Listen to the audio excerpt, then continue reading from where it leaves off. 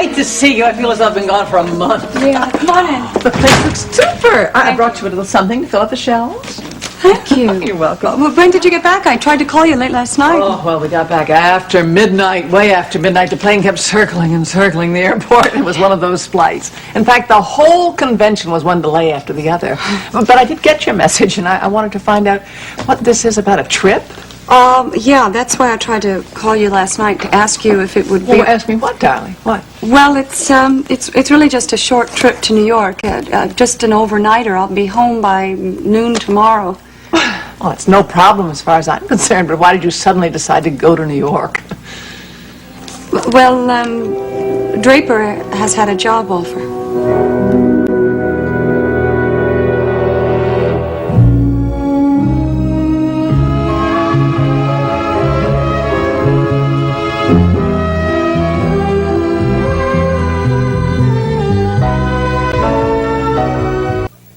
A job? Where? New York? Yeah. It's supposed to be a very prestigious law firm. At least that's what Mike and Draper say, but I've never heard of it. Well, darling, you didn't say anything to me about a job offer. When did this all happen? It all happened the other day, the same day you were leaving for the convention. This man came in from New York and offered Mike Carr a job.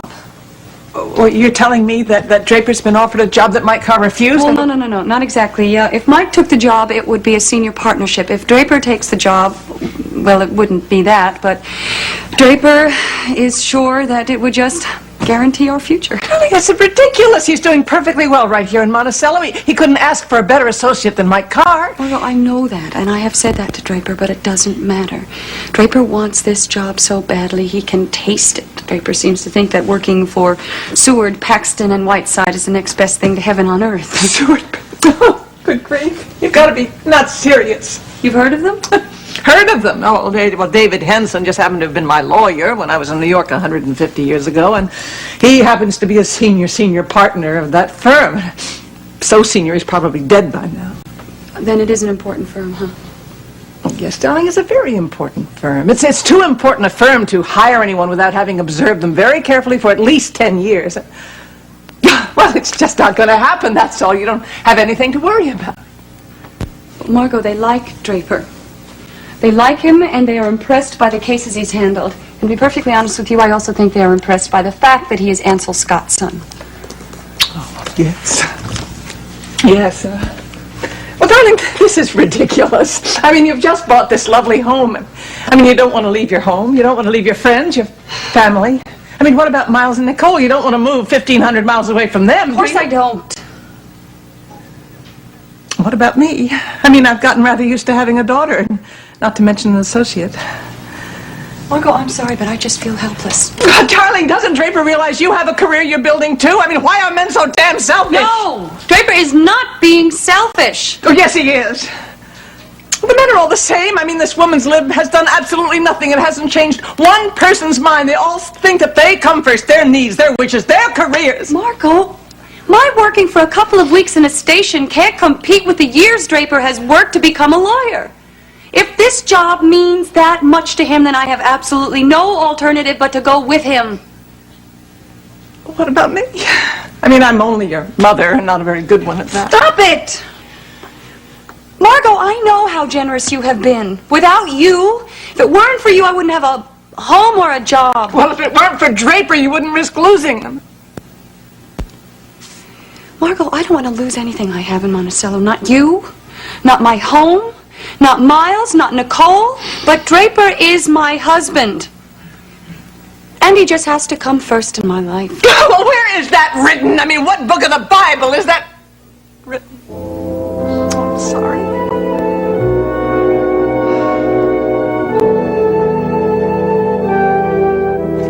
And I don't expect to hear from Mr. Harvey about this, but if he does call, I'd appreciate it if you'd talk to him. He's a little bit nervous about going into court on this matter. Don't worry, Draper. I'll smooth his feathers. Then, the Smith litigation. I'm expecting a phone call from Judge Ramirez's office about setting a trial date. Would you like me to see his law clerk? I'll be at the courthouse for an hour or so this afternoon. No, Mike. I would just as soon wait for the phone call. Smith isn't too anxious to go into court on this, and I figured the sooner we get a trial date, the sooner we'll get a settlement for him. Okay. Now, what about your other client, Paige Madison? Paige Madison. There's nothing more I can do for the girl, Mike. What she needs is a good cop, somebody to find these crazies that are trying to kill her. Yes, that's true. Well, those are all the problems I've left with you. No problems at all, really. No. Draper, April's not too happy about this trip, is she? No, Mike. In fact, I've never seen her look more miserable. Nancy and I could see that she was upset when you got that phone call from New York. In fact, I wasn't sure that you'd be making this trip today.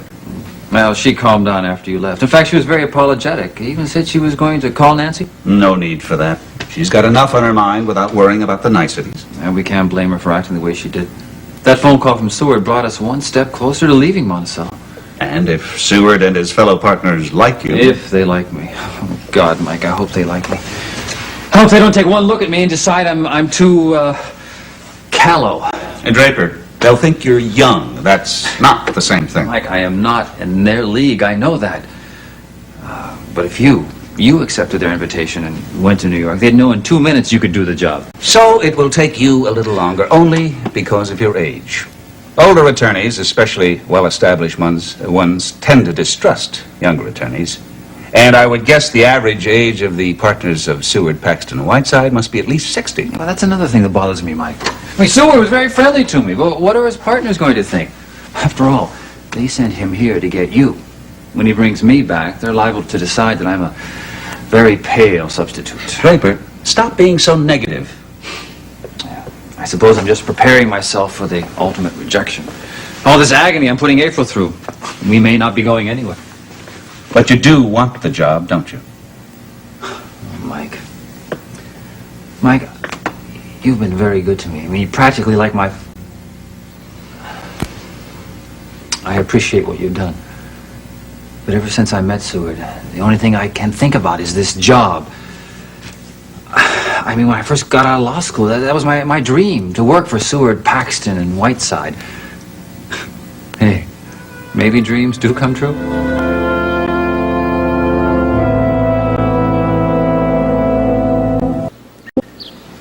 It's not like Paige to sleep so late, is it? I think she might have had some trouble getting to sleep last night. How would you know, darling? I looked in on her. You kids are a little old for pajama parties. No, I just wanted to talk to her for a few minutes, Mom, that's all. I thought she might have been upset because I walked out on the movies.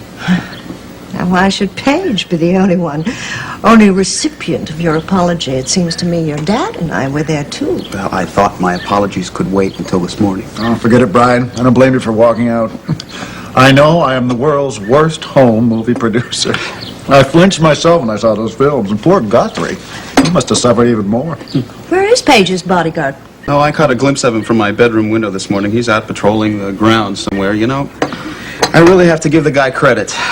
Ever since he moved in here, he's been out there every single morning. Yeah, I told him to familiarize himself with the place and learn how people might get in and out. It's nice you have some kind word to say about him, Brian. I guess I shot my mouth off a little too soon. Just another one of my more lovable qualities. Oh, you are too impulsive, Brian. You make decisions much too quickly. Well, Mom, it has taken me a long time to reach this decision, but I have decided to take your advice and find a job here in Monticello. Oh, Brian, how wonderful. Oh, and did you hear that? Already announced he was going to stay, darling. Well, I guess this just makes it official. I have also decided to try the TV station you keep telling me about, but I do not want you to call your friend Mrs. Huntington. Her name's Dorn, if you're interested. I'd like to see her on my own, Dad, if that's okay with you. But that's just silly, Brian. You should take advantage of Owen's friendship with the woman. There's nothing wrong with that. Mom, she'll know who I am as soon as I tell her my name. I think that's enough of an advantage. Is that what Paige told you to do last night? No. It's my own decision. Brian, don't be a victim of foolish pride. Life's hard enough without it. Look, Mom, either this lady has a job for me or she hasn't. Having Dad call her isn't going to solve one thing or the other. Now, if you will both excuse me, I'd better get going. Are you going to go and see her today? I'm going to call and make an appointment, yes. But I think the first thing I should do is go buy some decent clothes. I brought one suit back with me, and it's going to fall apart pretty soon. Yes, I told Brian he's really got to get himself a decent wardrobe together. Darling, would you like me to come with you? No, thanks, Mom. I think I can manage. I don't know what time I'll be back exactly, but I'm sure this won't take too long. I'll see you later. Bye, darling. Dad? Brian? Louise, thank you for breakfast. Could have used her in the Navy. Would you like another cup of coffee, Mrs. Madison? Yes, thank you. But I think we need a fresh pot. Oh, I have one ready in the kitchen. Owen. Call your friend Margot. What? Please, call her and tell her that Brian will be in touch with her. But just ask her not to mention the fact that you called, that he would hate that. No, I can't do that. Well, why not? It'd do a world of good. If she's prepared for him, she might even create a job he could do. The money isn't important. You can tell her that. Tell her she can pay him anything at all. Just so long as he does something that keeps him interested. Look, I am not running interference for Brian, Nola. He wouldn't want me to do that, and I don't blame him. But I want him to stay. Nothing would be better than a job he cares about. Owen, I ask you for so little, don't I? Yes. Then do this one thing for me, please.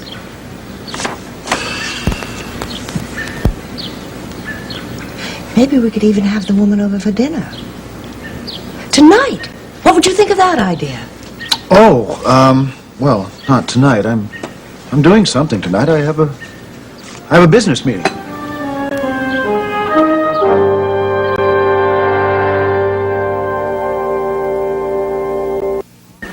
You don't often have business meetings in the evening, Owen. Oh, come on. I used to have them all the time. Breakfast, lunch, and dinner meetings. I used to think you couldn't do business in Hollywood unless you were eating at the same time. Yes, but that was Hollywood, darling. This is Monticello. Yeah, well. Guess who's coming to town, by the way? Who? Eddie Vaughn. Your agent? Don't tell me he's got another half-baked project for you. Oh, well, he didn't say anything like that. No, just he was going to be in town one day next week, and he wanted to see me. Wanted to see us both. Next week? Mm-hmm. Well, then it isn't Eddie you're seeing tonight. No, it isn't. And it has nothing to do with the movie business. No, it's about Paige. Well, I should have realized. Almost every discussion in this house revolves around Paige. I suppose it's with her legal counsel. Well, it has to do with the law, yes. She's not out of the woods, you know. Not legally, and certainly not from the safety standpoint. I still think you're being very foolish keeping her here. It seems to me you could very easily just spirit her out of Monticello without anyone knowing about it. She could live abroad, incognito, until the police catch these people who are after her. Look, don't you think I've thought of that already? But the risks are too great, and the chances that she might be observed, and also Paige's attitude. I mean, she doesn't want to live the rest of her life in hiding. Well, if she wants to live her life at all. Oh, I'm sorry. I know we've talked about this. Yeah, well, we're going to talk about it some more. Tonight. Why not have your dinner meeting right here? Don't worry, I won't interfere. I plan to have dinner upstairs this evening. There's a movie I want to see at 8 o'clock. No, it's already been arranged. Sorry I took so long. What time will you be leaving, Owen? Oh, I guess about 7. I'll be home before midnight.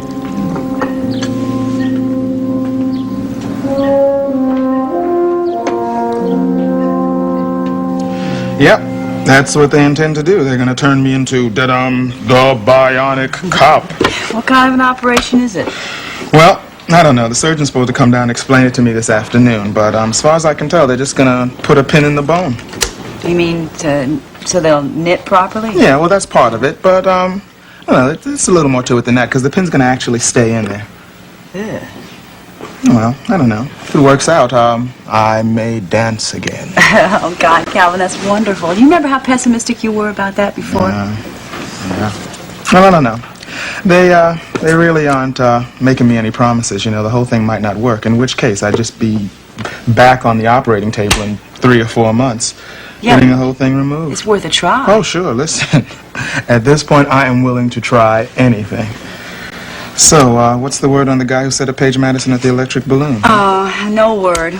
We got his name and a description of him. That's about it. You know, Miss Madison isn't so anxious to keep her friends from us now. Oh, that's good. It's the beginning, anyway. So you still working on the case? Yeah, I'm the only one.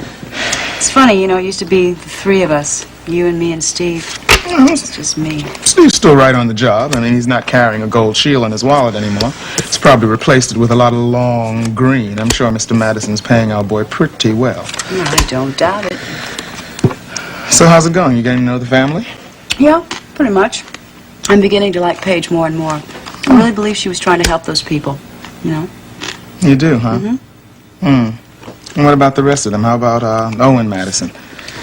Oh, he's very nice. I don't know about his wife, though. Oh, you see much of her? She saw a little bit too much of me the other night. I went over there, I was in kind of like a low-cut dress. I was on my way to meet Cliff. Anyway, she gave me a piece of her mind. She told me what she thought of cops out of uniform. Oh, sounds like the lady may be a little bit jealous. Your move. Oh, come on, she's a movie star. How can she be jealous of me? Well, still. Look, when you're over there, do you ever run into Steve? No, I don't. Well, he called, you know. He said he was coming by here tonight. Maybe you should stop by. You two could get together, do something. I mean, nothing like a romantic dinner in a hospital cafeteria. Oh, no, as a matter of fact, I can't. I have a dinner date. Oh, yeah? With who? Oh, come on. It's not that creep, Cliff Nelson again. No, thank goodness. Actually, I'm seeing Owen Madison.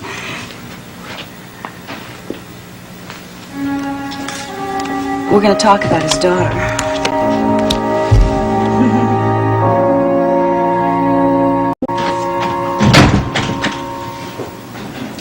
Oh, April, for heaven's sakes, please, just sit down and relax, won't you? I can't. I'm much too tense. I wish Draper would call. Now, look, I've been thinking about this. Now, you told me that this Seward first offered the job to Mike Carr, right? Yeah, but Mike wouldn't even consider leaving Yeah, Monticello. well, did it ever occur to you that this might be a clever ploy on their part? Maybe they're trying to make Mike change his mind by offering the job to his assistant. No, I don't think so. They really like Draper, and the man who headed up the whole criminal division is retiring, and they want to replace him. But Draper is much too young to assume that sort of responsibility, darling. Margot, I can't hope that they're not going to like my husband. I mean, you do understand that, don't you? I have got to root for Draper, no matter what it does to me personally. Darling, it just isn't fair.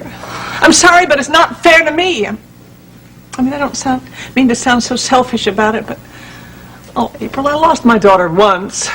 Please don't tell me I have to lose her again.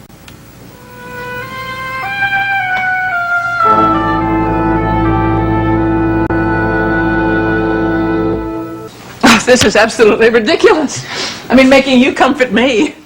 You're the one who has to endure all the hardships if this thing goes through. Margot, I can't really consider it a hardship. Draper will be making twice the money he's making now, and even more. And later on, Draper says that we'll be able to live very comfortably in New York. Darling, I have lived in New York. It takes 3 times as much just to survive there. And besides, it takes a lot to adjust to living in such a big city.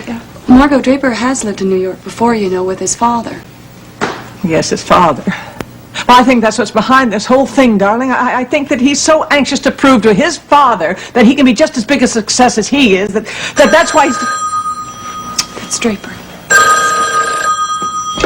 Hello? Hi, honey. I just wanted to let you know that I'm leaving the office now, and I'll see you in a little bit. And I love you very, very much. All right, bye. Okay, Mike, thanks very much. For the use of the phone? No, for making this so easy for me. I don't think I'd be so gracious if you were going to New York to see these men. Good luck, Draper. I mean that. Thank you. See you later. Bye.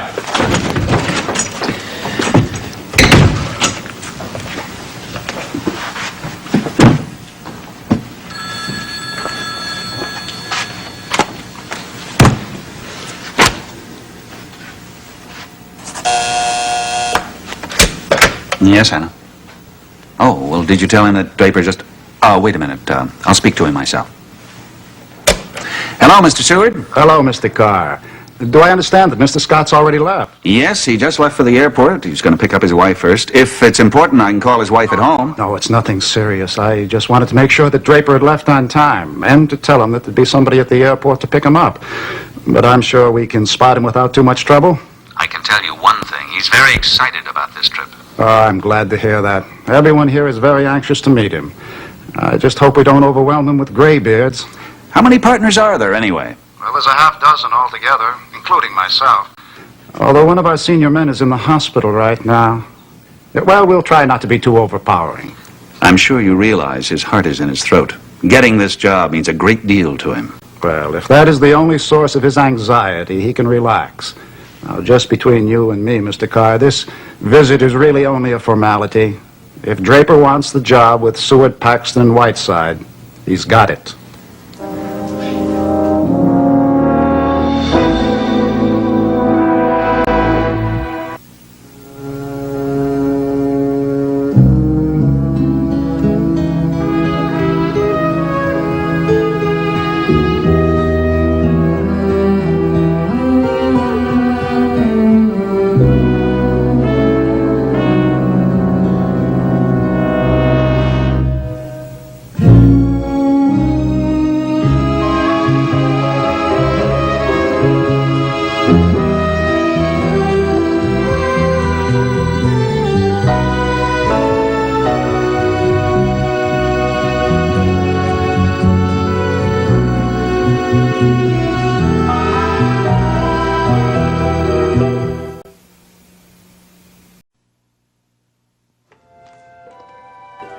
Oh, thank you.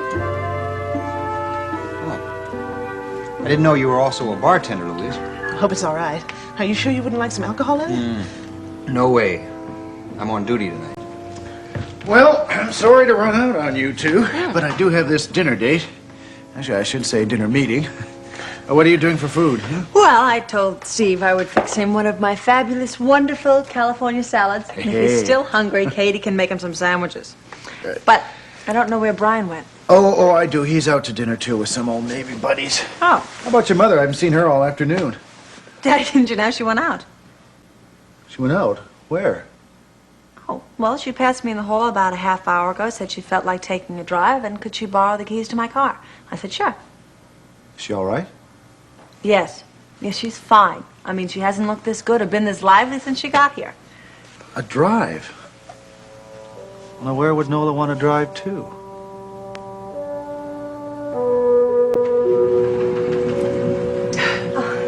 Hello, Mrs. Dorn. Yeah, but Mrs. Madison, please come in. Thank you. It's very nice of you to call on me. Nice of you to let me on such short notice. You may not think it so nice when you hear why I've come. You see, I'm here to ask you for a favor.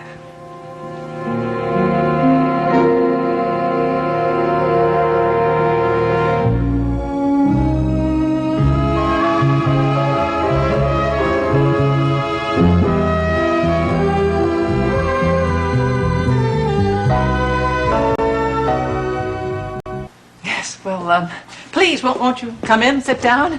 Thank you. Forgive the way the place looks. I'm afraid I lost my maid a week or so ago, and the one that I hired to replace her, I had to fire when I caught her taking all my steaks out of my freezer. Well, I'm sure the domestic problem in Monticello is just as bad as it is in Los Angeles. Owen had to import our help from out of the country. Oh, well, I understand that you are now a resident of Monticello, too. Yes, I am. As a matter of fact, I fired a maid recently myself. Oh, really? But I think we're being luckier with the second one. She's coming around quite well. Listen to us. Chattering away about servants like two matrons at a bridge club. I don't think that description suits either one of us, Mrs. Dorn, do you? Well, I certainly hope not. Well, I can see it doesn't suit you. You're a very attractive woman. I can see why Owen became interested in you. Well, thank you, I guess. I may remind you that I knew Owen long before he married you. Oh, of course. Owen's told me everything. It's the sort of marriage we have. No secrets. Oh, nice. You met him in Los Angeles when he was just divorcing his first wife, Elizabeth. Yes, we were involved in a publishing project together, and Owen was most helpful. Good. I'm glad there was a favor from our side. Oh, I see. So now you want a favor from my side to kind of even things out a little bit? Oh, no, it's nothing like that. I know you have no obligations toward me. Certainly not as anybody's wife. No, in truth, I'm here as someone's mother. Oh? You have a child, haven't you? Yes, a daughter, a grown daughter. Oh, look, this is silly. Can I offer you something, for heaven's sake? Maybe something to drink? Yes, I'd like that very much. Something soft. All right. Let's see. Here, how about this? Oh, that's fine. As a matter of fact, if I seem a little bit on edge today, it's because of my daughter. It seems she and her husband have flown off to New York. He's being considered for a rather important job there. Your son-in-law is Draper Scott, isn't he? Page's attorney. Yes. As a matter of fact, that's two favors for your side. So shall we get down to what I can do for you? Thank you. It's about my son, Brian. Oh, yes, I understand he's in Monticello, too. How nice for you. Oh, yes, it's so wonderful. I want very much to keep him here. Unfortunately, Brian's just out of the Navy, and he hasn't really found his civilian career yet. Well, does he know what he wants to do? Well, his main interest seems to be journalism. Oh. He's a great admirer of war correspondents, people like that. But I think he's done enough foreign travel in the Navy, and I want to keep him here for a change. Well, what do you want of me? Give you some advice about your son? No. I want something much more important than that from you, Mrs. Dorn. I want you to give him a job. I know that sounds awful. You may not have any kind of job for him, and that's all right. What I wanted to suggest was your creating a job for him. Preferably something in which he could get experience in, oh God, what did he call it? Electronic something. ENG? Oh, electronic news gathering. That's it. It needn't cost your station a penny. I'd reimburse you for any salary you paid Brian, and you'll get a very willing, hard-working worker, and intelligent, for nothing at all. No, I'm sorry, I couldn't possibly consider that, for heaven's sake. Oh, well, if you just give him a trial period, I'm sure you'd see what a great bargain it is. No, that has nothing to do with it. I'd be happy to talk to him, but I certainly couldn't allow anyone to work for nothing. But Brian won't know that he's not being paid by you. But I think that's what I object to the most. The deception involved. I mean, allowing the boy to think that he's earning something on his own when in reality... Oh, my goodness, I am one to talk of deception, aren't I? Pardon? No, I'm sorry. Look, I will talk to your son. We have no openings at the present, but I will talk to him. I promise you that. Yes, you don't understand. It's not just a question of giving a young man a job. If Brian doesn't find the work that he likes, he'll leave Monticello. He'll go away again, maybe for years, and I couldn't bear that. I just couldn't. Don't you see how much this means to me?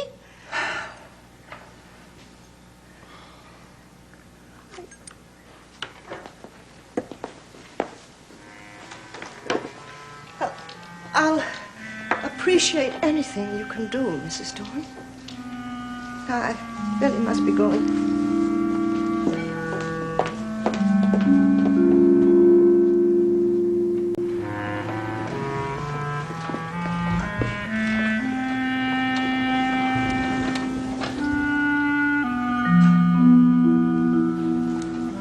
You have told your friend how I feel about all this, how grateful I am to him. Mm-hmm. Ate a salad.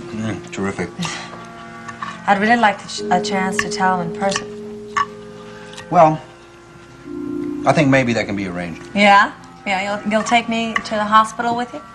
Yeah, I'll take you over there after the operation. Great. Which reminds me, I think I better call my best friend and just see how he's doing. Okay, good. And maybe I could talk to him too, huh? It's a deal. Okay. Here's the iced tea, Miss Madison. Thank you.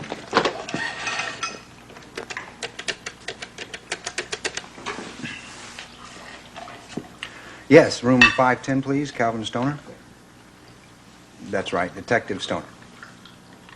Yeah. Calvin, hey, how are you? You still there, I see. Yeah, I tried to get them to transfer me to a hospital in Acapulco, but they said no. How you doing? You all excited about getting penned together tomorrow? Yeah, I can't wait. Look, I'm sorry I won't be able to be there to wait with you. I have a job to do, you know?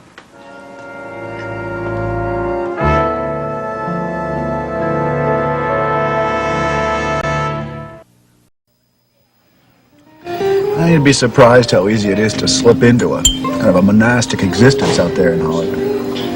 No, I mean it. You have a couple of failures and the invitations stop coming. You have a family problem like a wife who drinks too much. Or you stop handing out the invitations and in no time at all you're living like a hermit in a very expensive cave. Couldn't have been very happy. I wonder if anybody who is alone is really happy. Well, maybe you're the exception, huh? Oh, I don't know. I don't even feel like I'm alone, really. Even though I don't have any family, I have friends. Well, I hope you think of me as one. Yes, I do. Good. Makes me happy. In fact, the whole evening's made me happy. Except for one little thing. What's that? This old feeling of guilt.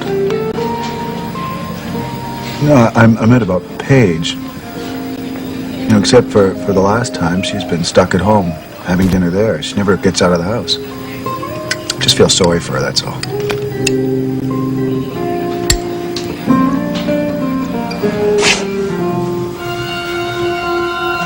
Everything's very nice for you, Miss Page. But let's not forget something to cut it with.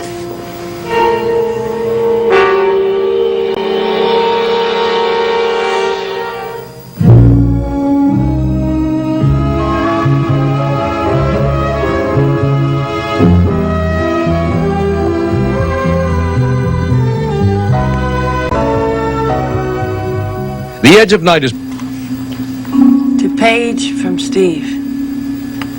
Use it in good health.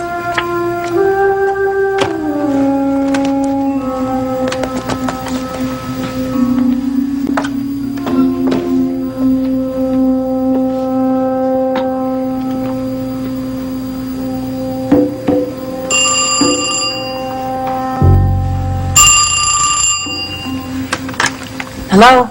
Paige, it's Brian. How you doing, kiddo? Everything quiet on the Western Front? More quiet than usual, especially since Dad's gone out. 3/5 of the house is empty. What do you mean? Who else is missing besides Dad? No, we know he had a dinner meeting and he didn't get back yet, and Steve's gone out too. Steve. Oh, that's terrific. What good's a bodyguard who's not there? Well, he couldn't help it, Brian. He got a call from the hospital, and his friend Calvin developed some internal bleeding. And the nurse called and said that they had to have emergency surgery. Well, I really don't like the idea of you being in that house practically alone. I'm not alone. Louise is here. Louise, Paige, I'm talking about someone who can take care of things in Paige, is your door locked? Oh, for heaven's sake, Brian, let's not get paranoid. Look, Paige, if anybody should be paranoid, it's you. Now, I want you to lock your door right now and keep it locked. Please, now, do this for me. I'm on my way home right now. Okay, Brian, whatever you say. Only, knock on my door when you do arrive. You got it.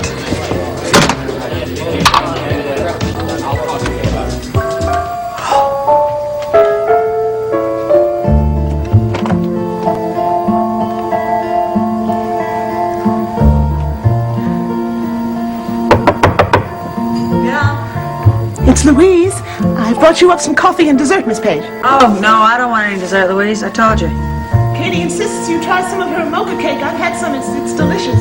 No, Louise, thanks. Well, at least have some coffee, Miss Page. No, I don't want anything. I told you I've had enough. Good night, Louise. Good night, Miss Page. You know, Deborah, I couldn't help noticing the expression on your face when I mentioned feeling guilty. Well, I just didn't know what you meant. Sure you did. You thought I was talking about my wife. Yes, I did. Well, you're a married man, Owen, and this dinner we're having, it's not really a business dinner, is it? No. Thank you for being so candid. You're right, of course, when I asked you out to dinner to talk about my ideas. It was just an excuse. Well, if I didn't know it then, I know it now. You don't have any ideas, do you? I mean, I wish I did. I wish I could solve the whole damn problem with one brilliant solution. Oh, we'll find a solution, Owen. Don't worry about that. It may not be brilliant. Police don't usually solve their cases with anything but legwork and persistency and luck. There's a Sherlock Holmes on the force. I sure don't know him. Well, you're pretty good at making deductions yourself. You figured out that the real reason I wanted to see you was to see you. Yes. Well, now that you've seen me, I think you should pay the bill and... Oh, come on. Let's have an after-dinner drink. No. No, Please. Don't tempt me now. I think you should go home. Well, I'm in no hurry. My daughter's perfectly all right. She's got a built-in bodyguard, remember? Yes, I remember. I was also thinking about your wife. Deborah, I don't feel guilty about Nola. I have no reason to. In case you're thinking of me as some stereotyped Hollywood philanderer, you're wrong. Nola might tell you otherwise. She already had. What? Nothing. Skip it. No. Come on, tell me. It was nothing, Owen. I didn't mean to bring it up. Well, you did, so please, go ahead. I didn't mean to imply that she talked to me about you or anything like that. She did nothing of the kind. It's just that... What? Well, she implied there was something less than businesslike in your attitude toward... my attitude toward... Oh, I should never brought this up. Well, you did. So, come on, just finish it. It's so ridiculous. Do you remember that dress I was wearing at your house the other night? Yeah? Well, she remembered it. She stopped me in the hallway and said that I was trying to vamp you or something like that. It's... No. Please, don't make a big thing out of this, all right? I just got a little upset, but I'm over it. And I kind of felt sorry for her.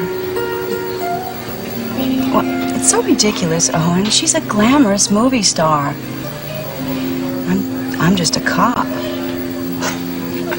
You're a lot more than that.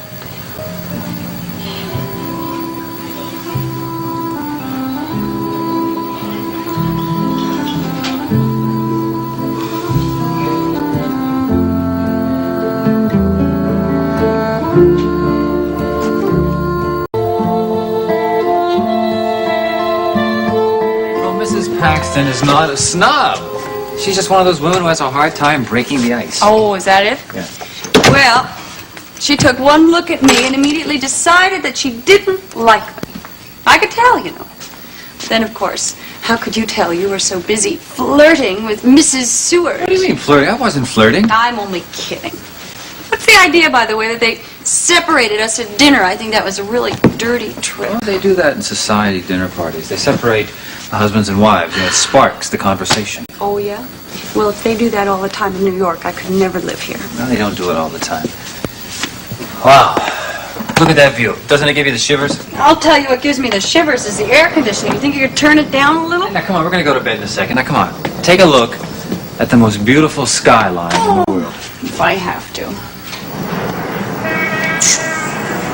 Well, I don't know.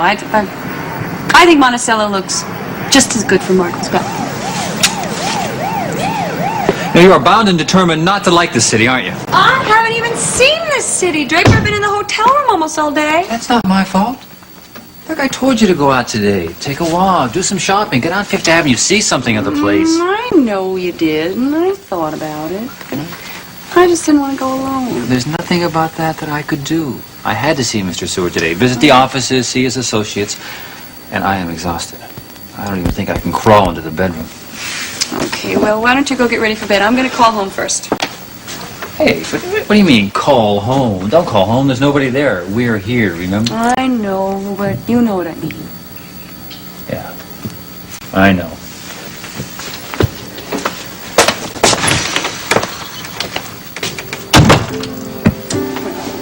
had a call from Monticello from New York.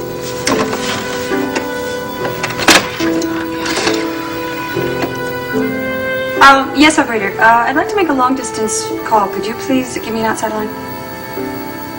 Okay, and dial 1 first? All right, thank you.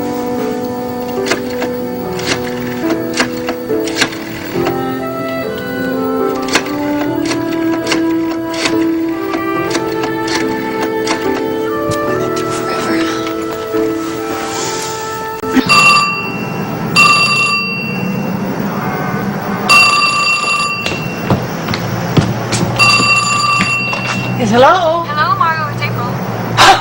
April, darling, where are you calling from, New York? Of course, I'm calling from the Big Apple. Although, frankly, I feel like a little worm.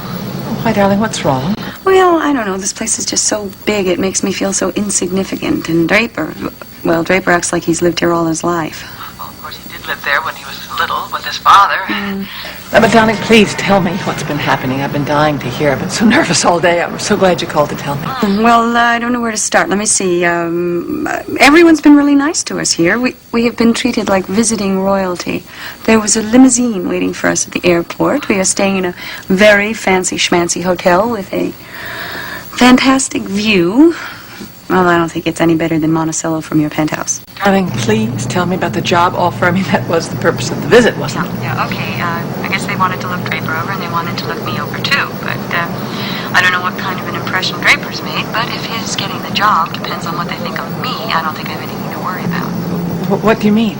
Well, I wasn't exactly scintillating at dinner. It was in the hotel here. We had a private dining room. There were about 10 of us. There would have been more, except one of their partners, Mr. Henson, is in the hospital. Dave Henson? Oh, he's the one I told you about, the one that used to handle my affairs. Yeah, Poor Dave. What hospital did they say? Oh, I heard someone say something about a hospital maybe, but I'm really not sure. Anyway, I didn't get to meet him, but I did get to meet the other partners and their wives. And, well, I don't know. I think they all took one look at me and thought I was a little hick. Oh, well, I can't believe that for a minute. But, darling, when will you know? You are planning on coming home tomorrow, aren't you? I'll be at work by around 12, okay? Yeah. I guess it will be a while before Draper knows about the job. Did he say anything about how he felt the day went? Well, I think he's feeling rather optimistic. To be honest with you, Margot, I think it went really well. And I think my worst fears might come true at this point. All I can do right now is hope for a miracle. The message light is flashing on the phone. Cut that short. Someone's trying to get through. Okay. Margot, I'm afraid I have to go. There's a... bye-bye, I'll talk to you tomorrow. For Pete's sake. Sorry, Did you see it? I didn't see. Hey, operator, this is 1603. My message light was on. Is someone trying to get through to me? Yeah, of course. Put him right through. Mr. Seward. Yes, Mr. Seward. No, we're not in bed yet. Sure, that would be fine. Come on right up. All right, see you then. Mr. Seward wants to come up. Why? I don't know, but I've got to get dressed again.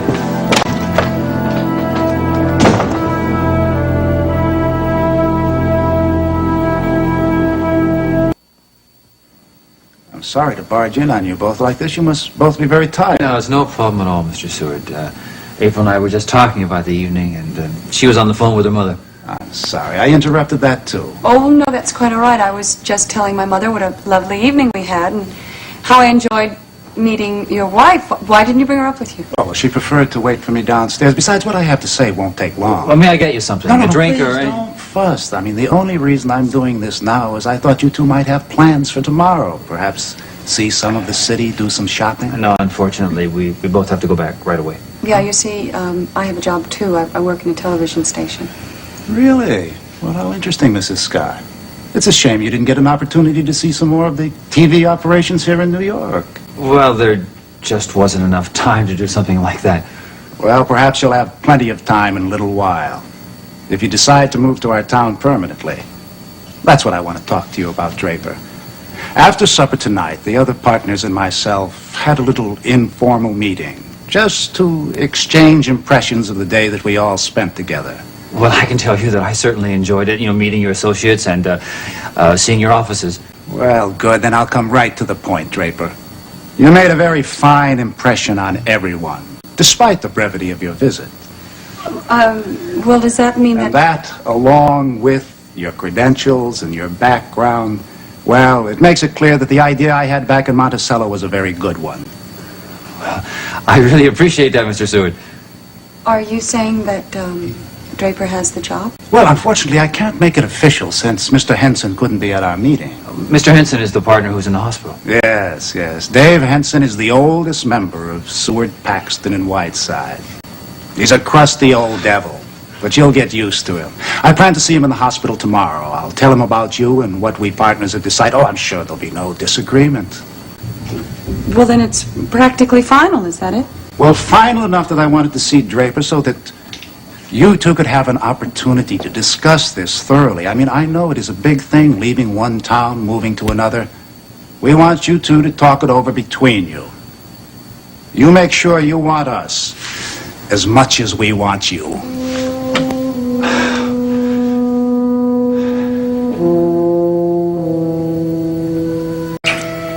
Baby, you know what time it is? Well, I'm probably going to regret this, but visiting hours ended about 30 minutes ago. Don't worry about it. My friend Samantha snuck me in here, and I want to be with you as long as I can. I just had to see you before your operation. This is the only time I could get away from the Unicorn. What time's your last show? Not until midnight.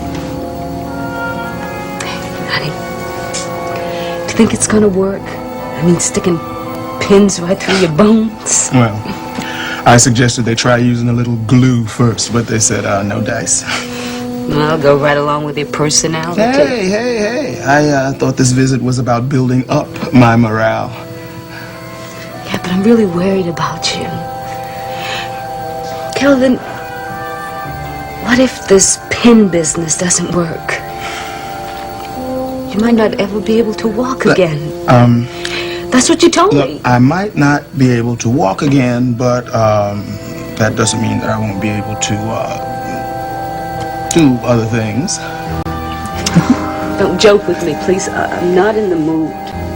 Oh, I see. So this whole visit is about me cheering you up, huh? Yeah, I guess you're right. I guess I just came by so you could reassure me and Starlight that everything's gonna be all right. Well, there, everything's gonna be all right. Don't make fun of me. Come on, I don't know what to do with you tonight. I mean, it seems that nothing I say can break this mood you're in. Hey, look. Calvin, if the operation doesn't work, in case you can't go back to the police, Look, what are you gonna do for a living? me, I'm going to do nothing. I'm going to retire on half pay, collect a disability pension, and live the life of Riley. And if you don't know who Riley is, he was a cop who retired last week. Don't you ever stop making jokes? Don't you realize how serious Look, I it's really? realize it, Stark. Hey, come on.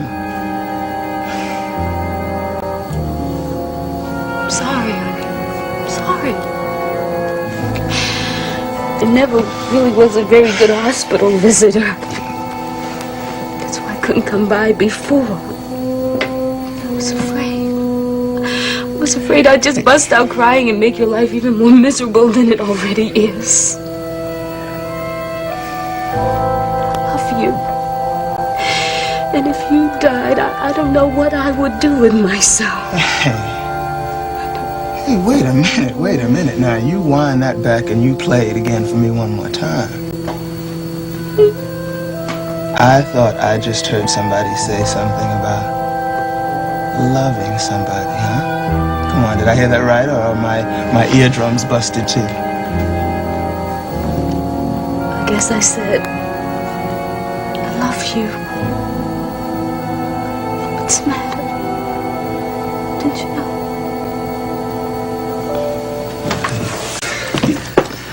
So what the hell are you doing here? What the hell are you doing here? What is this, party night at Monticello, Jim? Wait a minute, they're supposed to be operating on you right now. The operation is tomorrow. No, the emergency operation to stop all this internal bleeding. Steve, what are you talking about? Star, somebody gave me a call over at the Madisons. A nurse said she was from the hospital. She said if I ever wanted to see this guy alive, I better get my butt over here. What the hell's going on here? Nothing like that's been going on. I think somebody's playing a joke on you. Pretty sick joke, if you ask me. Would anybody want to do a thing like that? Oh, my God, I think I know. Somebody wanted me out of the house. Use it in good health.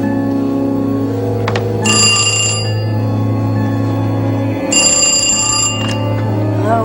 Paige, are you okay? This is Steve. Yeah, I'm fine, Steve. You still out at the hospital? How's Calvin? Listen, Paige, listen very carefully. I don't know what the hell's going on, but whoever called me tonight, well, it was a fake. There wasn't any emergency. What? Somebody's playing a joke. Look, I want you to lock your door. I don't want you to open it for anybody. You understand? Oh, there's somebody at the door now. Look, don't open your door. Not for anyone. Not until I get there. I don't care if it's your brother, your father, not anybody. Is that clear? Yeah, it's clear.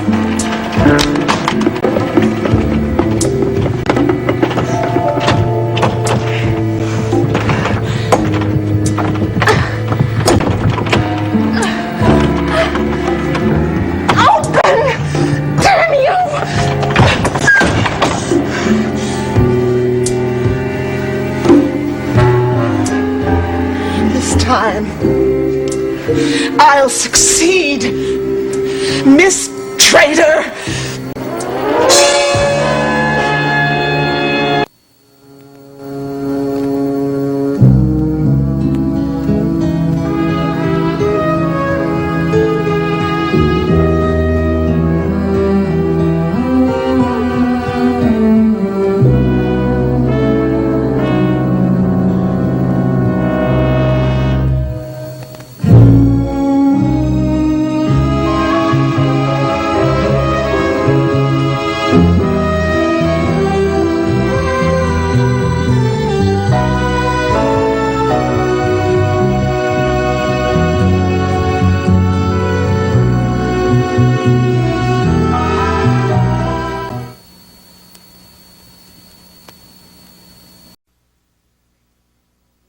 Listen, Paige, listen to me very carefully. I don't know what the hell's going on here, but whoever called me tonight, well, it was a fake. There wasn't any emergency. What? Look, somebody is playing a joke. So, look, you lock your door and don't open it for anyone. Do you understand me? Yeah. Oh, but there's somebody at the door now. Paige, don't open your door, not for anyone until I get there. I don't care if it's your father, your brother, anybody. Is that clear? Yeah, it's clear.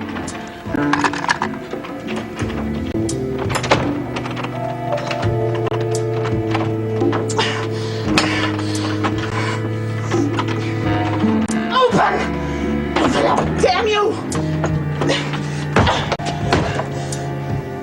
This time, I'll succeed.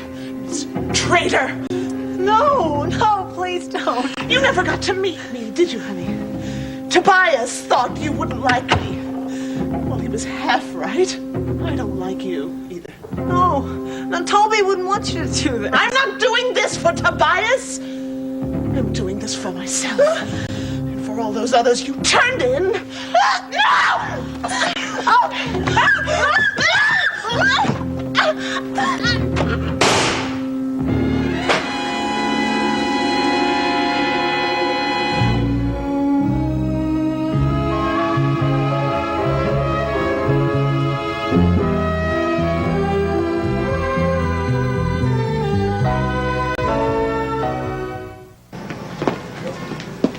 Excuse me, could you pick up my car for me? Sure. Fine, thank you. You know, back in L.A., when I'd come out of a restaurant, my limousine would be waiting right here for me. I thought you moved to Monticello because you were tired of being treated like a celebrity. Well, sometimes those special treatments are appreciated, you know. Well, now you know what it's like to be among the common folk. Well, there was nothing common about the food tonight. You picked a very fine restaurant. Glad you accepted my invitation. I thought it was a good idea for us to meet here and talk about Paige's problem and so forth. Yeah, well, I'm glad you have the confidence in Steve to want to get out of the house once in a while. Well, thank you for recommending him. However, much as I like Steve, I'll be happy to know that his services are no longer required. I'm sure you will. Of course, I don't want to see him unemployed either. He's a good friend of yours, isn't he? Say so. Very special friend? Yes. As a matter of fact, he is. You two aren't engaged or anything like that, are you? I'm sorry. I guess I asked you enough personal questions in the restaurant. Well, obviously, I guess I didn't give you the right answers. Well, you don't have to if you don't want to. No, it's not that. No, Steve and I have never been engaged. We have seen each other for a long time, though. I see. And, you've stopped seeing each other for a while. Was that a mutual agreement? Sort of. I'm sorry, I don't mean to be evasive if I sound that way. It's just Steve and I are going through such a terrible period right now. It's not his fault. He knows exactly what he wants. And you don't?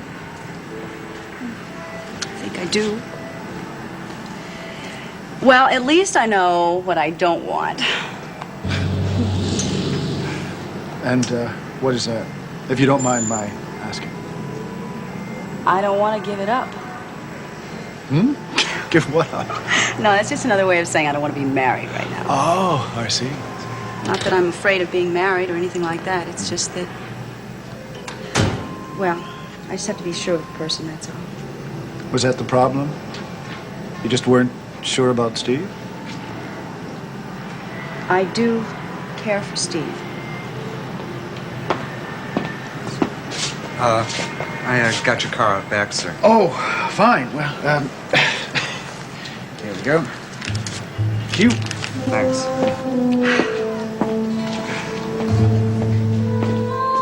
Paige? Paige!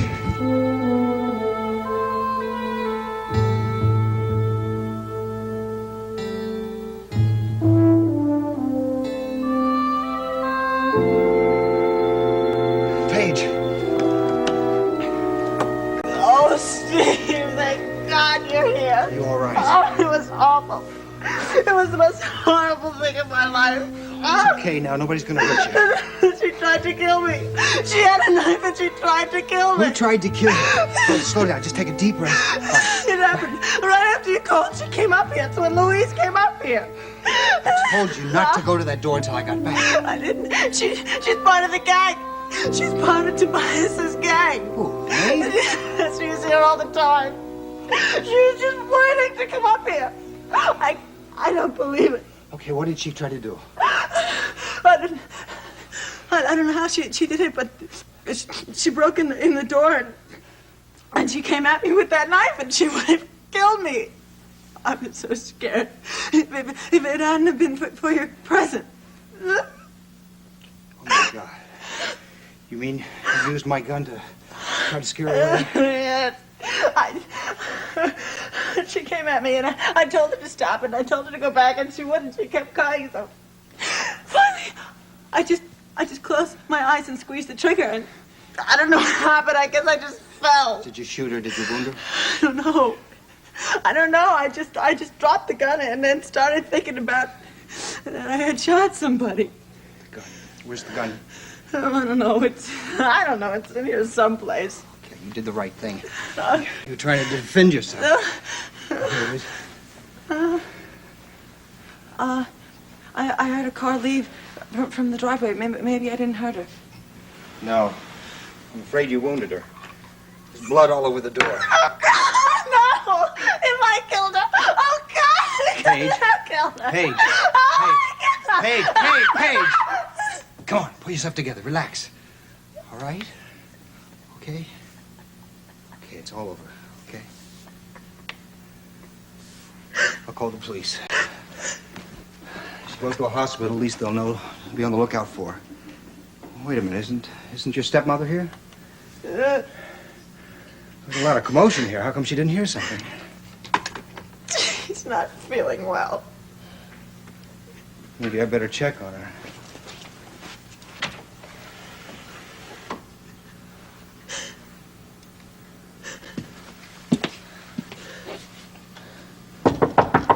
Mrs. Madison?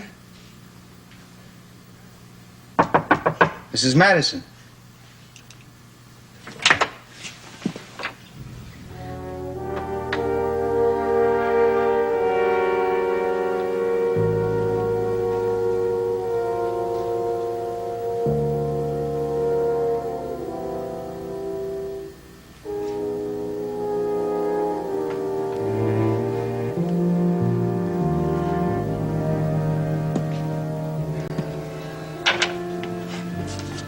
No wonder she didn't hear anything.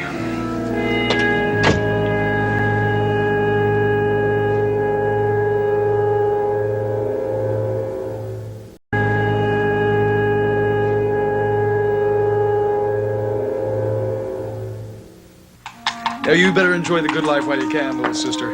Yeah, this time tomorrow you're going to be back here in Monticello. You're going to be back at work at WMON. No, everybody here's fine. Okay, I will give your love to Nicole and to Adam, and we send ours to Draper. Yeah. Okay. Have a good trip back. Bye-bye. Well, how does April like the Big Apple? I get the distinct impression she thinks that New York is a great place to visit, but she does not want to live there. Ah, that's unfortunate, since she may have to. Well, at least she got a good afternoon out of it, apparently while Draper was conferring with Seward and Paxson, whatever the names are. She was off on a shopping spree down Fifth Avenue. I wonder what kind of impression Draper made. Oh, apparently the verdict is in. Well, what is it? He made exactly the right impression, according to April, fortunately, for Draper, that is. Ah, unfortunately for April. Afraid so. What does this mean? He's got the job? Is it a firm commitment? Just about. All of the partners have agreed to his hiring except for one.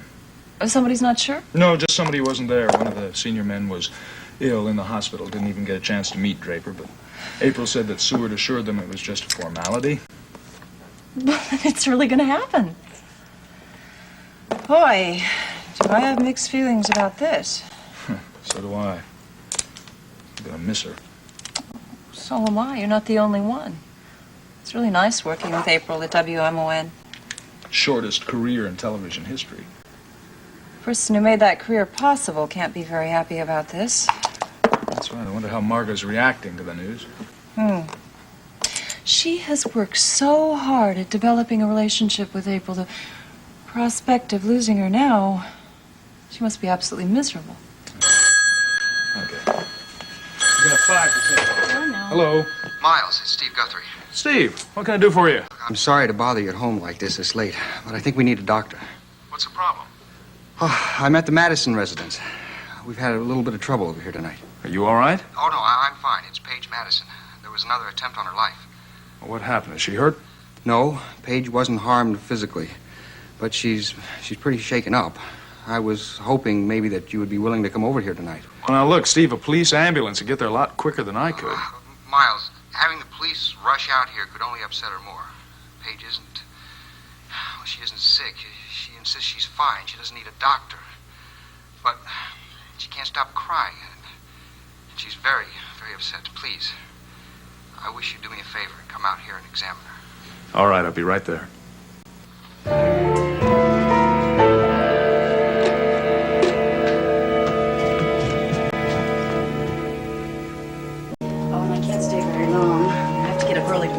Okay, well, I'll just get that document, and then maybe we can have a nightcap on the patio. Hey, Steve. Well, that's what I like to see when I come in, my trusty bodyguard on duty. Well, Deborah, this year's a surprise. Hello, Steve. Well, I was just about to have 2 glasses of wine here, so I make it 3. Mr. Madison, maybe you better wait till you hear what I have to tell you before you make those drinks. Why, what's the matter? Things got a little rough here tonight. Something happened? Yeah. Another attempt on Paige's life was made. Oh, my God. Was she hurt? She's okay. She's just shaken up. I can't believe that they were desperate enough to try something with you here. Well, that's just it. I wasn't here. What? There was a call from the hospital. They said that our friend Calvin was in trouble. He was bleeding internally, and that I ought to come down and see him. Now, look, I appreciate your concern for Detective Stoner, but you were instructed never to leave Paige alone. Is Calvin all right? Yes, he's all right. He's all right. It wasn't until I got to the hospital that I found out that the call was a hoax. Oh, my God. What's going on here? You mean they were trying to get you out of here to leave Paige unguarded? Yes, that's right. No, look, wait a minute. This place has more security devices than Fort Knox, unless you inadvertently left the front door open. How did the killer manage to get in? She was already here. She was just waiting for the right time. She? The maid, Louise. She's the one who called me from the hospital, and she's the one who tried to kill Paige. Louise? That's right. She broke into Paige's room. She was trying to stab her with a knife. Paige shot at her with a gun. Paige had a gun. What did you do, Guthrie? Did you give her your gun and then a pat in the back as you left? No, I gave her a gun to protect herself. Now, she shot Louise. Unfortunately, Louise got in her car and got away. All right, we have to put out an APB on that woman. Have you called headquarters? Yes, I have. I've already done that. Well, now that you're here, Detective, the case is yours. No, look, wait a minute. Where's Paige right now? She's in her room. Oh, I called a friend of mine, Dr. Kavanaugh. He's up there with her now. He's examining her. Listen, please, don't disturb him. Okay. Well, what was Nola doing while all this was going on? I'm afraid your wife slept through the whole thing. You mean the gunshot didn't even wake her? Mr. Madison, your wife is a little bit under the weather. Oh, God. All right, well, I'll go and see her. When the doctor says it's okay to see Paige, I want to know about it. 20 more minutes. 20 minutes. Fine. You and Owen went out? Yeah, we had dinner. I hope you had a good time. It was a business dinner. Yeah, oh yeah, I can see you're dressed for police work. I am assigned to this case, Steve. I know that. Owen thought it might be better for us to discuss Paige's problems away from the house. All we talked about tonight was the case.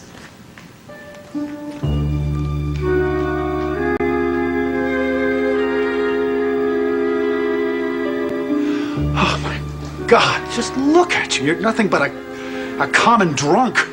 Oh, there's nothing common about me, darling.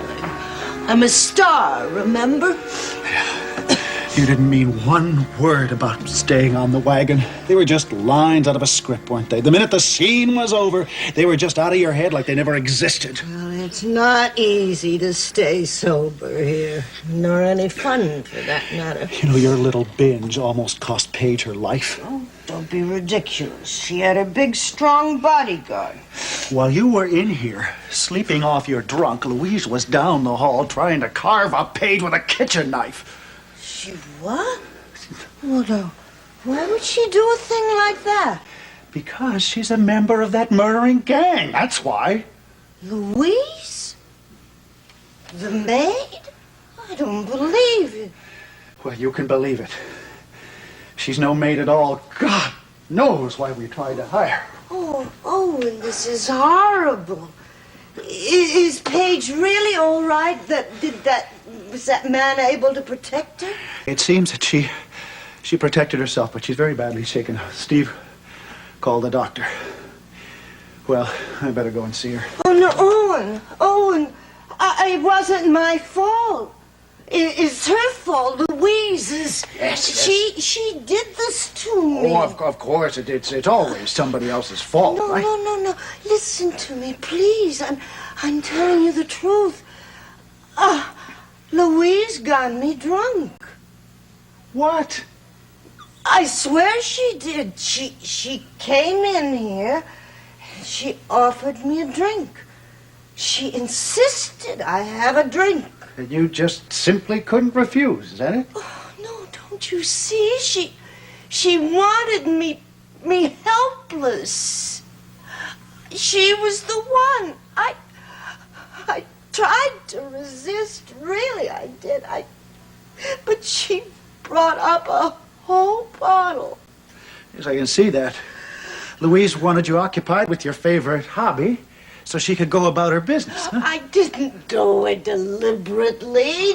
Do you think I'd do anything to hurt your daughter?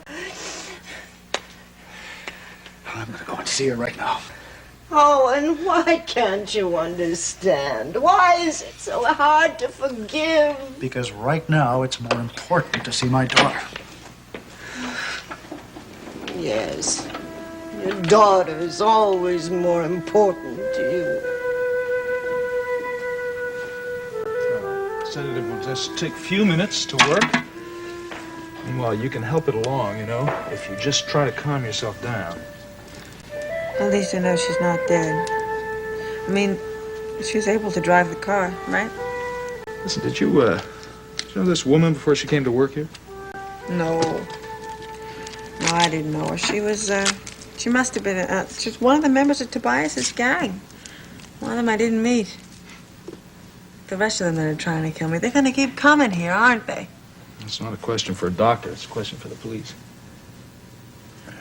Am I going to get in trouble because of what I did? I mean, Steve got me a permit for the gun. No, I don't think you're going to get in trouble for defending your own life. If Louise is wounded, she's going to go to the doctor, right? Could be. Well, if she goes to a doctor, she'll be caught. Most likely. Doctors, for one thing, are required by law to report any bullet wounds. Well, then she won't go to the doctor. And that means she'll probably die. Look, can I give you some advice? Why don't you stop worrying about this other woman? The only patient you should care about right now is yourself, all right? Yeah. Oh, this works real fast. I can't keep my eyes open. It's a general idea. Just close your eyes. Go to sleep. Thanks. You're welcome.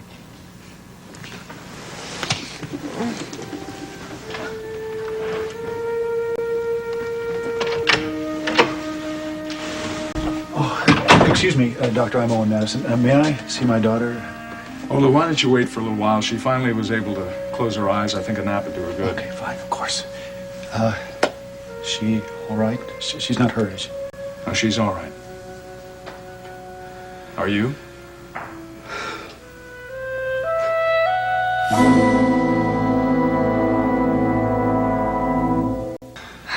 Well, I guess that's it. Apparently, she was waiting for everyone to be out of the house before she made her first move. Except that one person was not in the house. My wife. You can't be so hard on her, Owen. It was deliberate on the killer's part giving her that whiskey. She could have refused, couldn't she?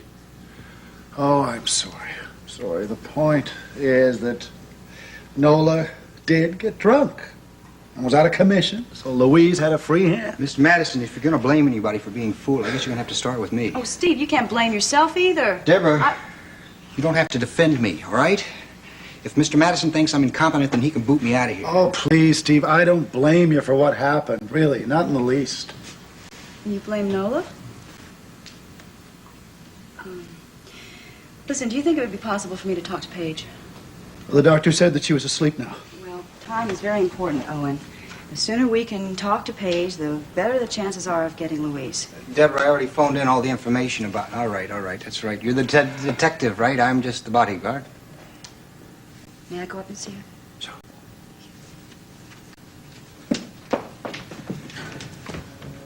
Oh, boy. Well, would you like a drink, Steve? No, thank you. It's been quite a night, huh? For all of us. Yes, it has been quite a night. We're very lucky you brought Deborah home with you. At least we're well represented by the police.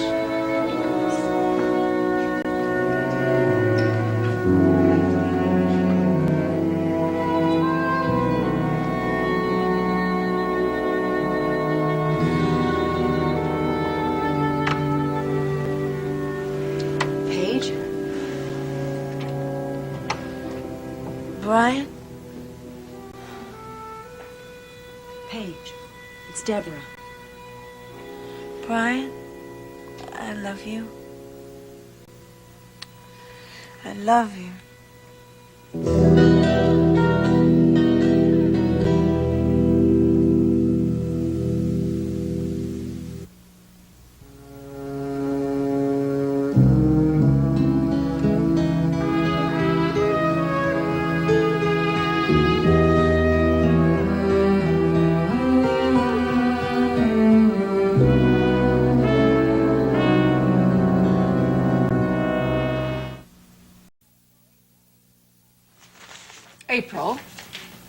April?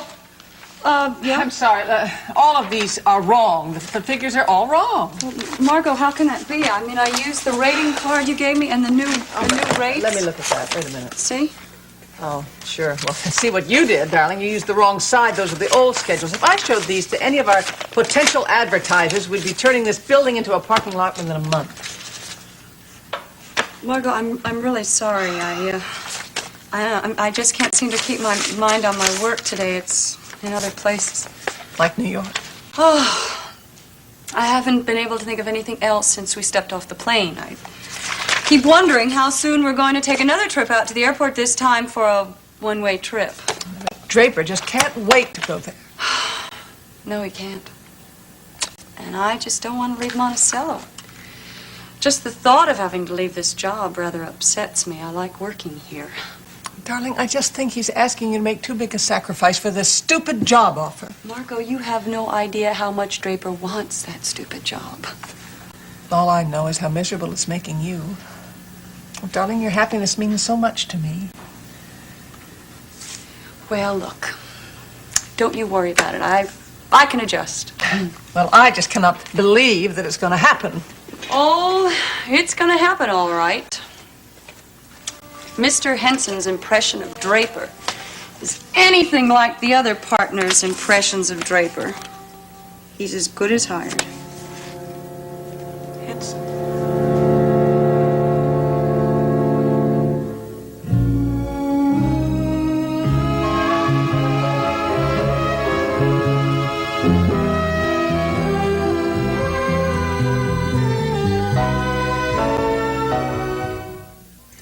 David Henson and I go back a long time, longer than I care to remember. In fact, he was my attorney in New York when I first went into the publishing business. Sounds like you two are old friends, huh? Oh, well, it seems to me I remember complaining rather loudly about what I thought were exorbitant fees. But as it turned out, some of the deals he made were worth every penny. Well, I will tell Draper to drop your name when he meets Mr. Henson. Well, it couldn't hurt, as a matter of fact. David Henson has good reason to remember me. I did quite a few favors once. Yeah, well, Mr. Seward thinks it's not going to make any difference. He doesn't see any reason in the world why Mr. Henson shouldn't approve their recommendations. I don't know, why? Why shouldn't he? Yeah, why shouldn't he? Come in! Am I interrupting anything? No, as a matter of fact, we were just discussing a soon-to-be mutual acquaintance. Yeah. Well, you seem to have returned from New York, none the worse for wear. Well, I will be honest with you. I can see where people are attracted to New York. Has a lot to offer. Especially for Draper right now. Yeah. When I talked to Miles last night, he said that you told him that it's been a successful trip. Yeah, I guess that all depends on your point of view, though. Nicole, I think you probably realize how April feels about this impending trip to New York. Well, I realize that she's not too happy about relocating, but sometimes that's necessary in the business world. Oh, come on. Draper can certainly practice his profession here in Monticello just as well as he can in New York. And I happen to think he's being very selfish, asking April to leave her home, to leave her family. Margot, that's something that's going to have to be resolved between Draper and April. Yes, thank you. And I really would like to change the topic, or else I may be the sole ruination of WMON. Doubt that. No, I think what she is referring to is the fact that she can't seem to concentrate today. Yeah. Oh, maybe you're hungry. It's almost lunchtime. You going to be able to keep our date with Miles? Well, I really don't think so, Nicole. There's a whole lot of work I have to do over. No, darling, really, I think you should take a lunch break. Maybe it'll help you get your mind back on the track. Well, thanks. Why don't you join us, Margot?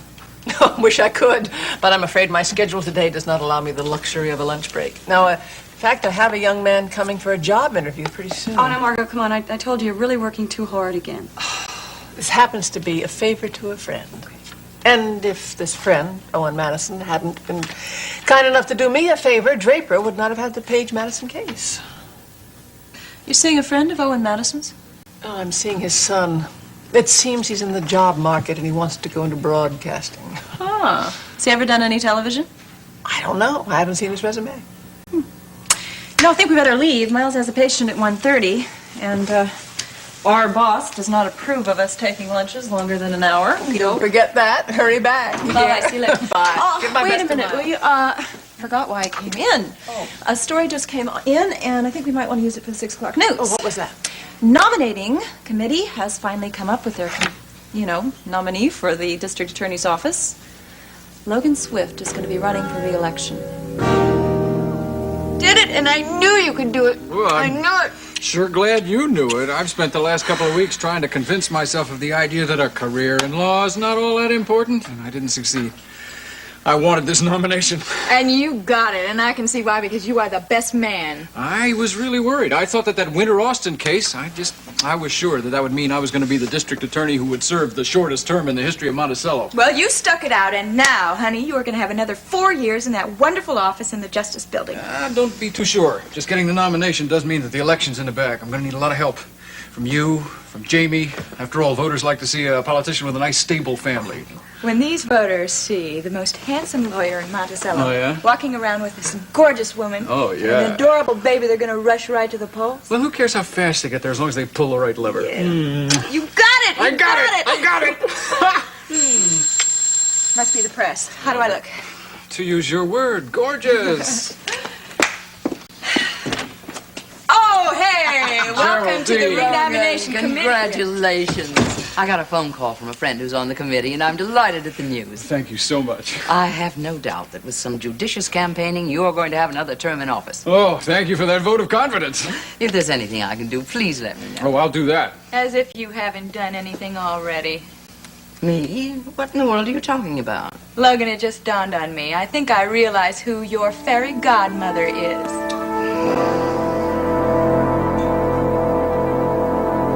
Now, Logan, I can assure you, you won that nomination on your own merits. Geraldine, I know you had something to do with it. Oh, that's nonsense. I have long since retired from the battlefields of politics. Everybody on that nominating committee knows you and owes you, and you tell me that you didn't drop even one little word in somebody's ear, huh? Logan, I didn't speak a word to any member of that selection committee. They simply thought you were the one who could win in November, and that's all there was to that. Well, I'm going to do my best to prove that they were right. This is such a wonderful day, and I'm so happy. I have every confidence that this is just going to be the beginning of a long string of successful campaigns for you. Well, let's take them one at a time, shall we? Could I get something to drink, some coffee or No, something? no. I think you should sit down. All right. And you should tell us what your first official act as the party's candidate will be, and then Geraldine will give us some advice. Yes. No. I have no intention of interfering. Oh, interfering. Your help would be invaluable. You know all the best restaurants in town. How's that again? Well, can you think of a better way to start off a successful political campaign than by celebrating the nomination? Let's party tonight, Yes, right? I think that's a great idea. All right, now I'll volunteer to babysit with Jamie so you two can celebrate. Oh, no, you don't. This is going to be a family celebration. That means I want you with us. Thank you, Logan. I'd love that. I'm Good. sure Mrs. Harris can take care of Jamie. Terrific, then. I will be on my way now because I promised Draper that I would have lunch with him, and I tell you, feeling so good, just might let him pick up the check. Congratulations again. Thank you again. I will see you later. Goodbye, Mr. District Attorney. Goodbye, my dear. That young man is walking on air, and that's as it should be. All right, Geraldine Whitney Saxon, I want the truth. About what? Don't look so naive. You haven't finished with politics. It's in your blood, and I know you had something to do with him getting that nomination.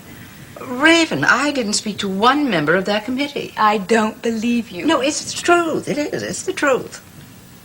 Of course, I did make a phone call to my dear friend, Mayor Findlay, just to suggest that he do everything possible to see that things turned out favorably for Logan. I knew it!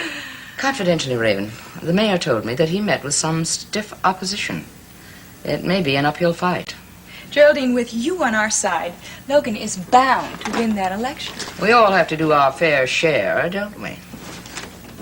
You know, my dear, if my political friends trust me enough to heed my suggestions, then I would hope you will pay attention to what I'm about to say, too. You have my undivided attention. Raven, don't do anything to spoil things. Spoil things? Getting the nomination was one thing, but inviting the approval of the voters is something over which I have no control. So? You're going to be very much in the public eye for the next few months. You're going to play a crucial role in establishing the right image for your husband. Well, don't worry. I won't eat my peas with a knife. From now on, your behavior must be exemplary. One step out of line, and it could cause a lot of problems. What do you want me to do? Walk behind Logan at 10 paces and carry Jamie in one arm and a washboard in the other? No, all I'm suggesting is that you amend your social life. No more dining out alone and staying out till all hours of the night. I will do nothing to disgrace Logan. Raven, one single hint of scandal could be detrimental to Logan's chances. Now, please, don't be offended. I know how much this job means to Logan and to you. I hope you understand that this advice is offered with the very best of intentions. I know, you're just trying to help. But now, where shall we go tonight to celebrate? Well, I don't know. Why not someplace that's frequented by politicians? Wouldn't hurt Logan to start rubbing elbows with the right people. No. We can start campaigning tomorrow. Tonight, I want to have a good time. That sounds fine to me. Only, no dancing on the tables. We're going to go someplace. You've never been there before, but you're going to love it. So I will make 3 reservations tonight for the Unicorn.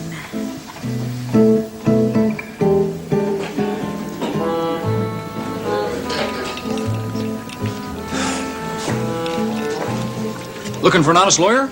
No, a late one. Sit down. That's me. Yeah. Logan, you don't know how happy I am for you. Oh, that makes 2 of us. I thought I was going to spend the next couple of months sending out resumes, trying to find a job. Instead, I'm going to be knee-deep in a political campaign. Which is right where you want to be. Exactly. Now, tell me, have you started plotting your campaign strategy yet?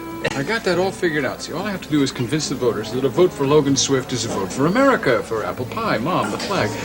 Do you have any ideas how I can do that? Well, I don't think I'm going to be of much help to you. I'm not exactly an old hand. I'll take any advice I can get. I'll tell you what I'll do. I'll give you as much help as I can for as long as I can. Terrific. But the truth is, when election day rolls around, I may not even be in town to vote for you.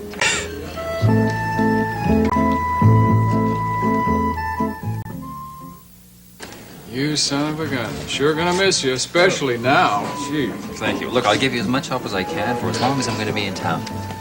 Instead, though, you'll be off in New York preparing cases to be argued in front of the Supreme Court. Well, the fact that the firm of Seward, Paxton, and Whiteside is willing to trust me with their entire criminal law division is not bad. All right, already. I'm impressed. Looks like things are coming up roses for both of us. I only wish it could be all good news. What do you mean by that? Well, April realizes that this job is a once-in-a-lifetime opportunity. Yeah, she still feels bad about having to relocate. Oh, I can understand that.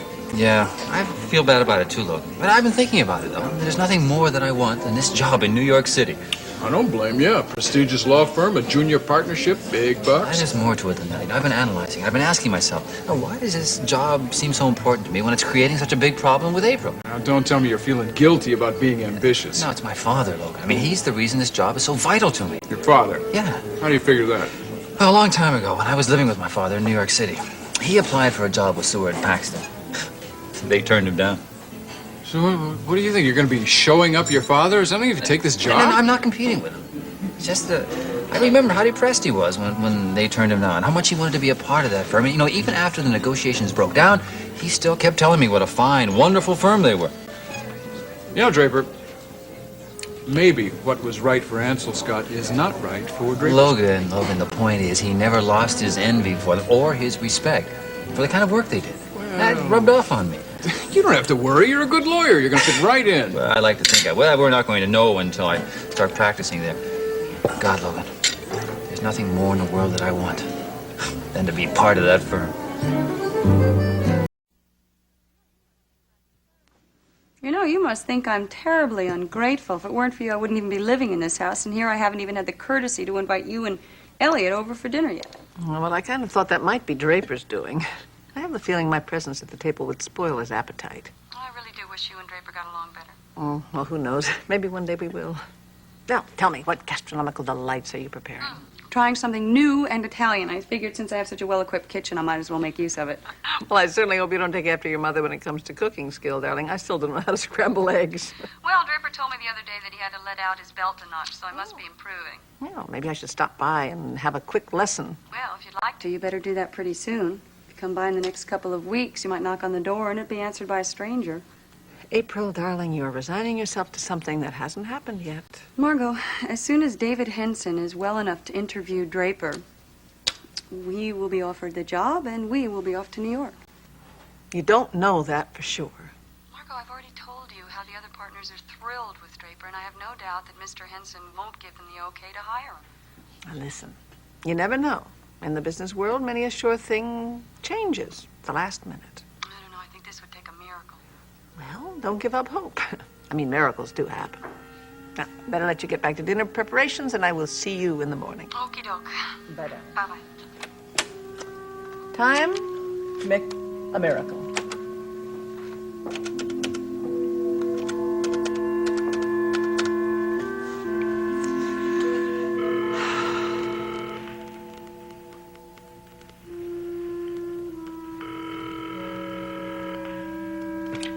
Hello?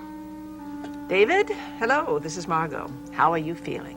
What's the matter, Margot? Are you worried that I might kick off before you get that favor done by me? No, you know I'm not that insensitive. I was just wondering if you had gotten around to taking care of my little request. Well, my partners have their minds pretty well set about your son-in-law. It's not going to be easy for me to tell them that Draper isn't right for the job.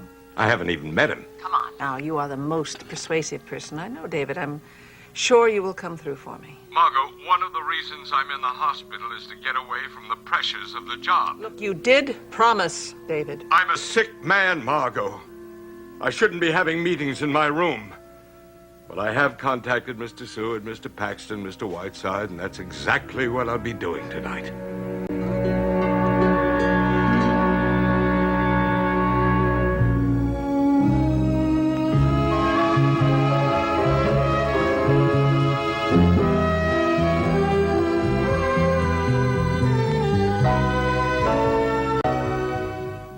I've never been so humiliated in all my life. Ah, come on, it's only for 2 days. Look, Elliot, my name, my reputation, and my skills have made this club a success. And what do I get in return? I'll tell you what I get. I get your friend, Mr. Mickey Dials. You take off for a couple of days and you leave that bartender in charge of the club. Are you making a mountain out of a molehill? I want it on the record that I consider it a slap in the face. Oh, I'm sorry. That wasn't my intention. Oh, come on, Elliot. You know that you would do absolutely anything to get my goat, regardless of the consequences to the club. And here I was, thinking I was doing you a favor. Oh, really? How do you figure that? Well, I was thinking you were so busy in the kitchen that adding another responsibility to your heavy duties would be too much. Oh. Well, the next time you consider doing me such a favor, Elliot, do me a real favor. Don't do it. Well, the club doesn't seem to be any the worse for the experience. It was like making a peasant king for a day. He went completely berserk. Oh, really? He spent the better part of 2 nights table hopping and mingling with the guests. Well, I've got nothing against a congenial host. Well, there is such a thing as being too friendly. He ordered a free drink for every person he shook hands with. Didn't forget to order one for himself. I'll ask him about that. While you're at it, ask him also how he messed up all of the reservations and why he didn't do any kind of work which he didn't consider fun. You know what, Antoine? I think you're just jealous. Really? The worst part is the total lack of respect he showed for me. Most of the time he refused to acknowledge my existence. And when he did, it was to treat me like a dishwasher. That's funny. I get along well with Mickey. Oh, but I'll tell you one thing, Elliot. The next time you decide to take some time off, I will be left in charge of the club. Are you telling me what I should do? Elliot, if I can't make you listen to reason, I know someone who can. Don't threaten me, Antoine. I'm not kidding this time, Elliot. I won't hesitate at all to go over your head and speak to Margot. I am sure she will see the good sense in leaving me in charge. And she will also make you listen. Don't waste your time, Antoine. There may not be a next time for you. Now, who's threatening who, No, I was merely implying that, if going away creates such friction, I simply won't go away the next time. Get that door, will you?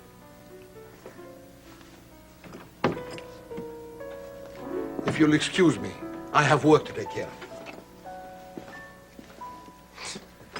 You ever start a fan club for me? I don't think Antoine's going to be a charter member. Oh, boy.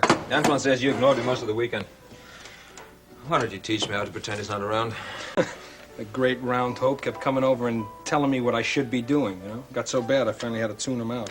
What about his allegations that you were drinking up most of the profits? Oh, look, I might have gotten carried away with the complimentary drinks, but it was Antoine who was acting like Diamond Jim. Oh, really? What do you mean? That guy can spend cash. He must have made about 3 or 4 trips to the cash box. Great. Let him make all the trips to the cash box he wants. But let him just write it all down in that little book I gave him. Well, he writes it down. You don't think Antoine would try and cheat you? Unicorn. Hello, Hello, my darling. Working hard? Margot, how you doing? Yes, glad to hear from you. I was just sitting here, trying to think pleasant thoughts when suddenly this very handsome restaurateur popped into my mind. Oh, you flatter me. Oh, I miss you. In fact, I'm in too good a mood to sit behind this desk all night working, so I thought maybe I would come over to the Unicorn and have dinner with my husband. Unless, of course, he's too busy. Oh, that sounds like a fine idea. Matter of fact, the timing couldn't be more perfect. Oh, for what? Margot, there is something I wish to talk to you about. So I'll see you in a little while, huh? Bye, darling. Is Mrs. Dorn coming over? Yes, Mickey, Mrs. Dorn is coming over to celebrate the good mood she's in, and by the time she leaves, we'll have a good mood of our own to celebrate. Whatever you say, Mr. Dorn. It's guaranteed, Mickey. Tonight is the night we teach Antoine some humility. One good-looking table. Well, I'm glad you like it. Wait till you see how appetizing it looks when all the goodies I've prepared are on those plates. Well, for you to go to so much trouble, there must be a special occasion. It's not our birthdays, and it's not our anniversary. No, but it is a very special occasion. Huh? It happens to be our first intimate, romantic, candlelit dinner alone in our new home. Right. And it may be the last one we'll have, so let's enjoy it. Oh, I think I just lost my appetite. Draper, I'm sorry, but I really didn't mean that to hurt you. Well, it does hurt me. I mean, I feel like a heel. Why? It's not your fault that the one of the best legal firms in the country has discovered something that I've known all along. That you happen to be one of the best legal minds in the country. They'd be foolish not to scoop you up. I would be foolish to turn them down. I know. I do know. Draper, I love you. And your success means as much to me as it does to you. And as for the house, we will find another house in New York. And there are more TV stations in New York than there are anywhere east of Monticello. I'm sure somewhere I can get a job. The only thing that will be hard is having to leave some people who mean a lot to me. But I've taken care of that, too. Oh, how have you taken care of that? Well, I was thinking that if I could visit Monticello every once in a while, I could do that. Then I will be happy in New York. That's fine. And that's a very reasonable compromise. There are a lot of people here who mean a lot to me, but if the most important person in my life is going to be in New York, well, then that's exactly where I intend to be.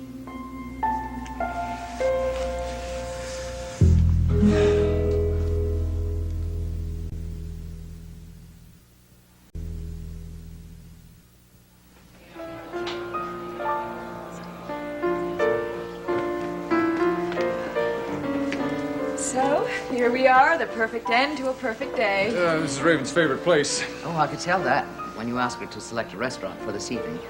She chose the Unicorn in no time flat. Yes, well, I picked this spot because it is one place in Monticello that has everything. Good evening.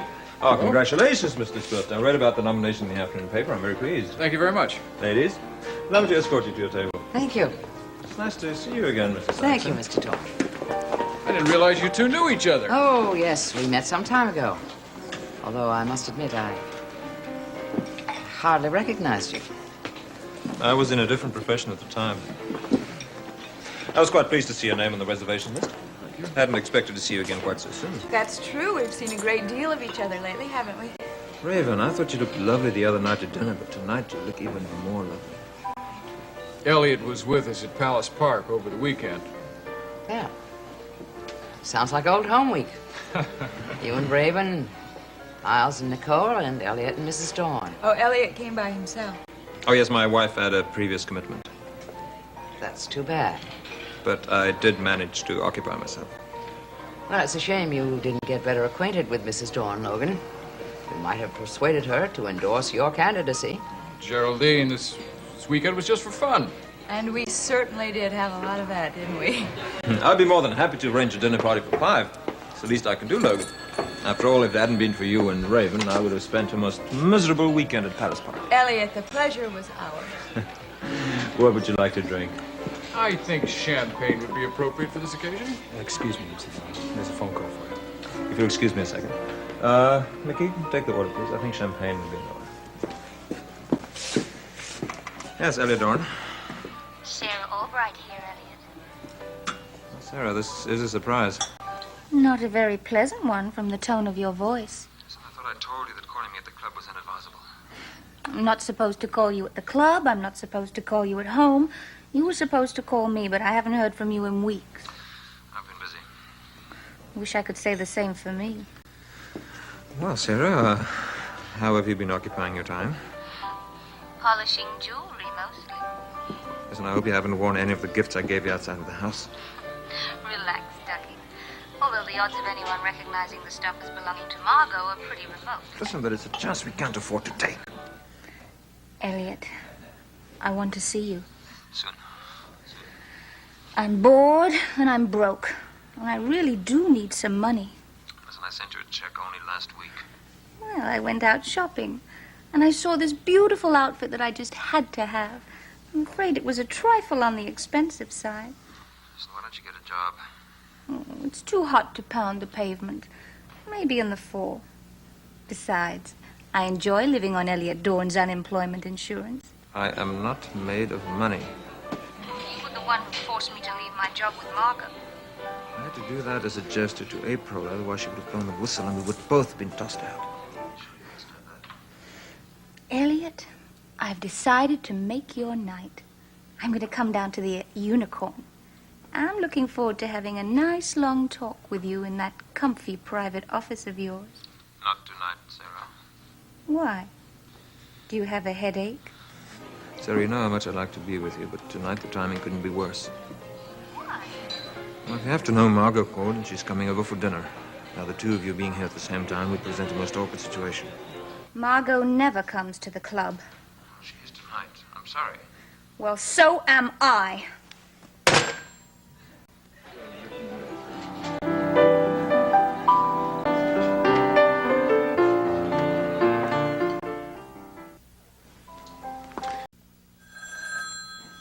I'll get it, honey.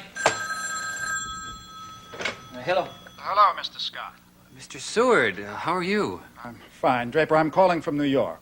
Gee, it's nice to hear from you. Is there anything I can do for you? Well, I'm just calling to tell you that your meeting with Mr. Henson will no longer be required. Oh, well, I thought that I had to meet all the members of the firm before any decision could be made. Yes, well, I've already had a meeting with all the partners of the firm, and we spoke about you. I see. And we have reached a decision about your joining Seward, Paxton, and Whiteside. Well, I'm listening. Draper, we think you're a very fine young man, and a very competent lawyer. And I know I gave you the impression that it would only be a matter of time before you joined the firm, but you see, a certain situation has arisen here, causing us to rethink our current personnel needs. There's been a policy change. Draper, what I'm trying to say is that the job is no longer available to you, and I'm very, very sorry.